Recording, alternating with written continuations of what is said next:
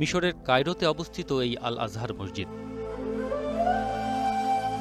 ফাতেমীয় খলিফা আল মুইজলিদিন আল্লাহ ৯৭০ হতে ৯৭২ সময়কালে এটি নির্মাণ করেন।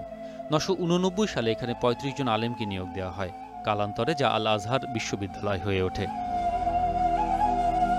আল আজহার বিশ্ববিদ্যালয় প্রতিষ্ঠাকালীন সময় থেকেই মাদ্রাসার অংশ হিসেবে মসজিদের সাথে যুক্ত এবং মুসলিম বিশ্বে শরিয়া শিক্ষা কেন্দ্র হিসেবে বিবেচিত।